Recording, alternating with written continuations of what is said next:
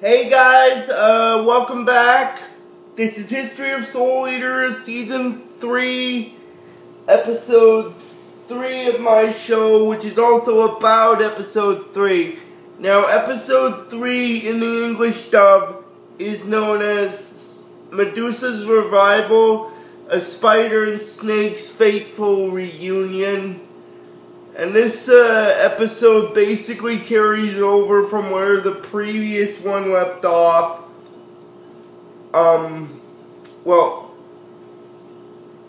This episode sort of carries over from, not from where the previous episode left off, but from where the second last episode, even though this episode chronologically takes place after the events of the second episode of Season 3, chronologically, though, the events of this episode don't take place until a little while after it. Now, what happens is this snake enters this dog's body, and this little girl named Rachel, she goes over toward the dog, and then her mother is telling her to get away from the dog, and then this arrow goes through the little girl's body, which is Medusa basically, and she possesses Rachel's body, and that's the body she stays in for the rest of the series until the series finale. So I just thought I'd mention that. Anyway, then this episode is mostly just side stuff, like a minor storyline, because in this second last season and in the final season, Medusa is sort of a secondary antagonist when it comes to Ashura and Arachne. Well, tertiary, because technically Arachne is the secondary antagonist and Ashura is still the primary one.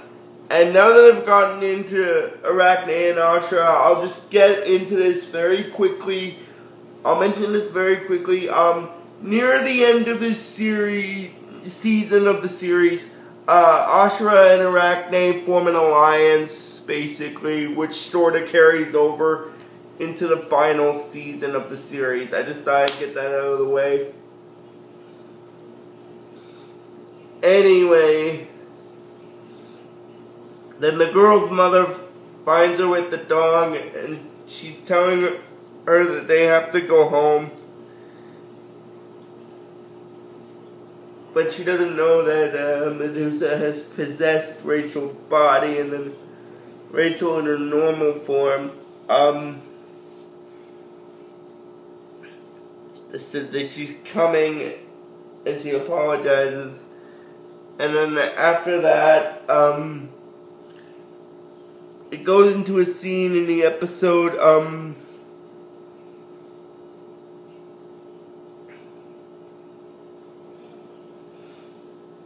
where at night time, and the mother is asking the father if Rachel's been acting a little weird, and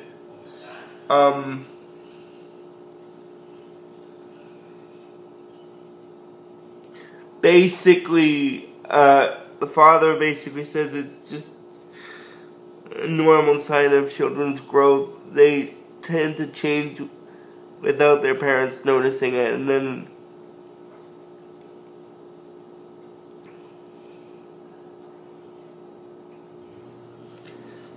Rachel runs in the episode into her parents' bedroom and starts crying about the snakes and spiders, about a bad dream she had. And then in the morning, after that, she's telling her mother that she's hungry, and basically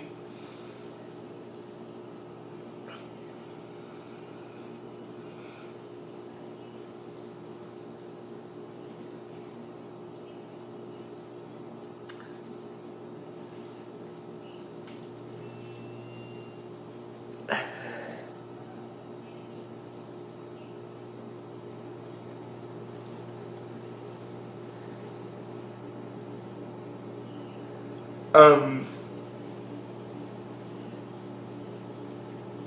her mother gives her breakfast, and then after she leaves, basically for the rest of the series, Medusa possesses Rachel's body until her magic reaches full strength again, which is for the rest of the series. I just thought I'd get that out of the way there. And anyway, not much really happens in this episode. It's more of a side episode, really. But a lot more stuff is going to happen in the next episode. I just thought I'd get that out of the way. This episode is sort of a side episode because it reintroduces Medusa's character, because she doesn't show up in the series after the second season because of her physical body being destroyed until this episode. So most of what happens in this episode is sort of, I guess you could consider it a side episode, like I do, really. I consider it a side episode. Because, like I said, nothing much really happens in this episode aside from Medusa returning and her meeting up with Arachnophobia and her sister Arachne at the time. And the fact that in order to exist in this case, Medusa has to temporarily possess Rachel's body until her magic recovers. So, but other than that, not much really happens. I just thought I'd get that out of the way.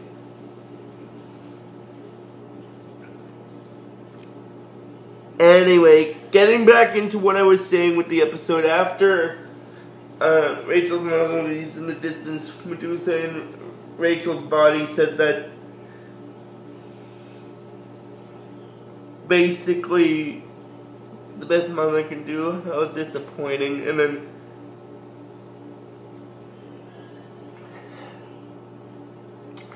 later on, one of Arachne's spiders shows up. And then Medusa in Rachel's body grabs it, and then she's surprised by that, and then she tells her mother that she's gonna go outside to play, and then basically Rachel's mother is saying that she wonders who she is because she's not Rachel, and basically in Medusa's voice,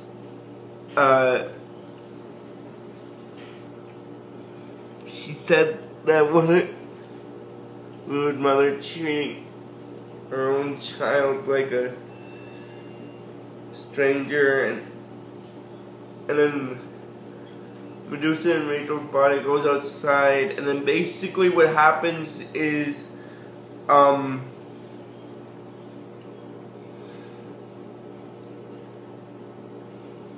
I'm going to have to make this video a little short because, like I said, not much really happens in this episode, at least, aside from Medusa coming back. But the next episode, a lot will happen in the next episode that'll sort of connect with the main story and with this sort of wizard character. I just thought I'd mention that since it's going to appear in the next episode I'm going to be talking about. So I just thought I'd give that you guys a little heads up about that.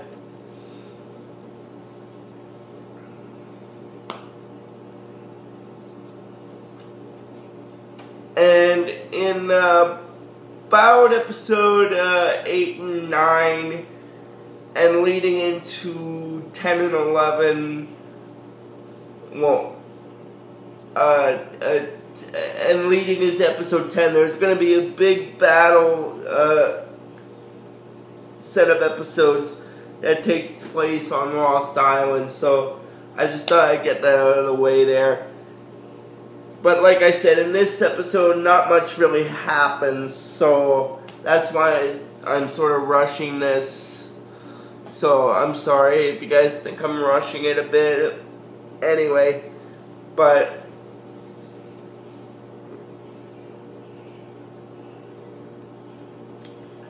anyway, basically what happens is,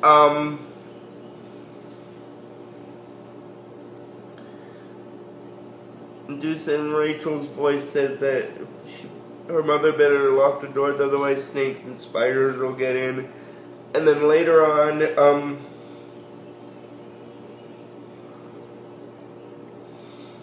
well, the reason why I'm talking about all this stuff right now is because it connects with the main story. It's a major plot for the main story, basically. And just so you know, in one of the later episodes, like one of the later episodes of this third season, there will be an episode in it where Medusa has Corona work as a spy for the DWMA and stuff, so I just thought I'd get that out of the way there. Anyway, continuing on with what I was saying, then,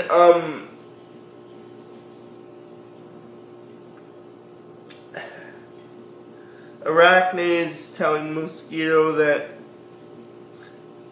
to proceed with their plans, and then this masked person who is actually Erica in disguise tells Arachne that she's got a visitor who claims she's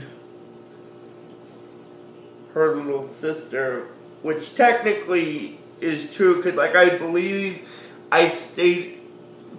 stated in the previous video, Medusa is Arachne's little sister, which, as I said, Corona has, and because of that, I also stated in the first episode that because of that, Corona had a bit of a sort of twisted family tree thing. Oh my god, I'm sorry, but that's kind of hilarious. And then,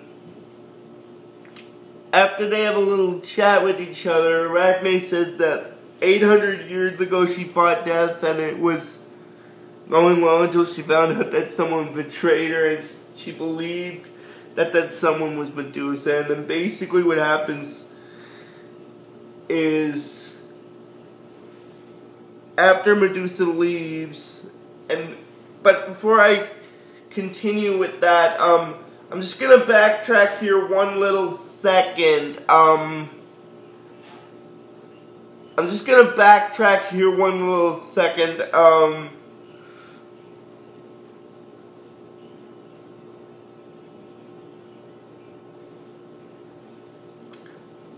I'm just gonna backtrack here one little second. What I mean by backtrack, is I'm gonna just recap a little bit on stuff that I missed in the episode that I figured was of minor importance, but I figured I'd backtrack to them. Anyway, it does have a scene in it with Maka and the others, but, it's a little, sort of minor scene, basically. Oh, and now that I've gotten into Maka and Soul in this episode, in the, 10th, I think 10th, like, at the end of the 9th episode and leading into what happens in the 10th episode of the 3rd season, Maka will learn a new move known as the Genie Hunter technique. I just thought I'd give that you guys a little bit of a heads up about that. That's why I was backtracking there, because I wanted to temporarily stop there.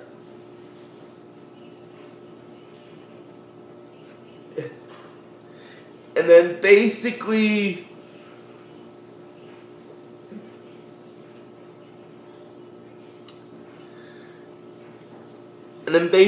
what happens is,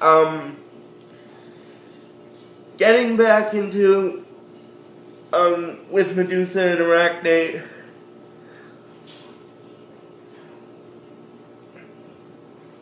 Arachne says that she fought the Grim Reaper 800 years ago and would have defeated him if it wasn't for someone that had betrayed her.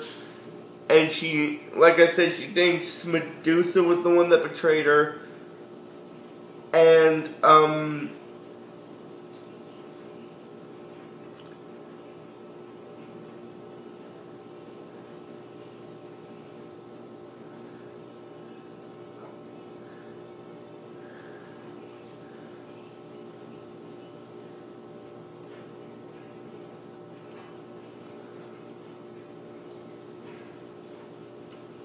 and stuff,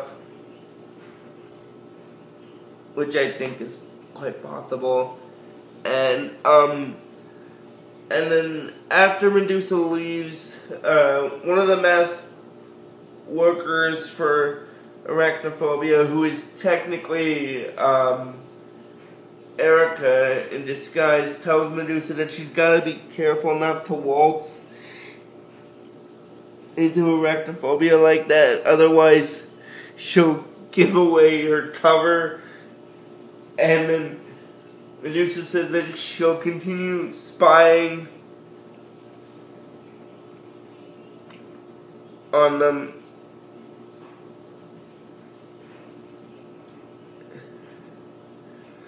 And then Erica basically says that that Medusa's right, and then she thinks that she thought that after this she'd finally let her go. And then basically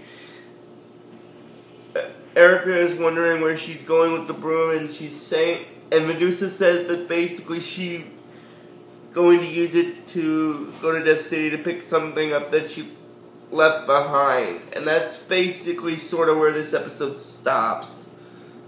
Oh, but before I get into it, before I end this video, I'm just gonna backtrack here just a little bit. Hello. Hello. Just checking if you have any hand towels to be washed. Okay, sorry about that, guys. Okay, it's nothing. Okay. Again, sorry if you saw that, guys. One of the workers just came in to check to see if I had any towels that need to be washed. So if you saw that in the background, I apologize about that. And then she used the... But before I end this video... Now getting back into it... Before Medusa actually physically shows up in the episode...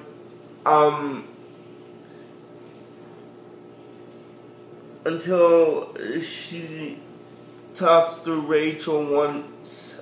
She's not seen much in the episode until that point. But she has possessed Rachel's body, basically. And then basically... She basically says in Rachel's voice that her mother better lock the doors.